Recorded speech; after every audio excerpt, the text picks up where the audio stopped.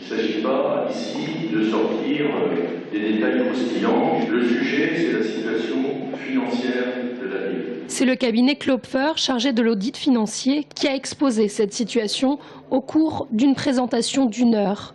On y apprend que la capacité d'autofinancement de la ville a atteint en 2013 le seuil d'alerte, puisqu'il représente 7% des recettes de fonctionnement, là où la moyenne des villes de même taille est autour de 10%.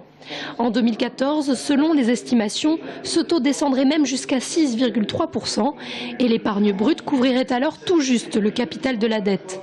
À cela vient s'ajouter la baisse des dotations de l'État et en résumé, il faudra trouver d'ici 2016 12 millions d'euros pour arriver à équilibrer le budget. Les leviers sont très peu nombreux. On ne peut guère augmenter les recettes à partir des tarifs ou à partir de la fiscalité locale, parce que les concitoyens ont beaucoup de mal par rapport à leur propre équilibre budgétaire.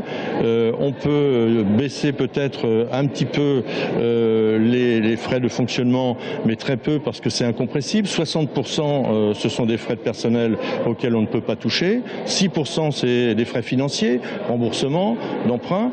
Donc tout cela est quasiment contraint et donc la situation est évidemment très délicate. Il va falloir faire un travail service par service pour trouver des économies.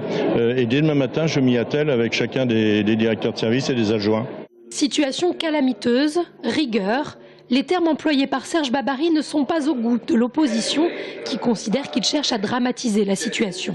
Ça avait un côté un peu séminaire de sa majorité, de dire vous voyez, c'est pas la peine dans le cadre du budget, de demander un tas de choses, qui porte d'ailleurs une interrogation sur les projets qui vont pouvoir être mis en œuvre. On a l'impression que c'était aussi l'enterrement des projets ce soir. Je ne sais pas si on en saura plus ou s'il va falloir attendre les prochains conseils municipaux. Et j'ai voulu redonner de l'espoir à mes collègues de la majorité en leur disant que nous, quand on arrivait en 95, la situation était nettement plus dramatique que celle qui nous est décrite aujourd'hui. Aujourd'hui, la ville est endettée à hauteur de 1 700 € par habitant.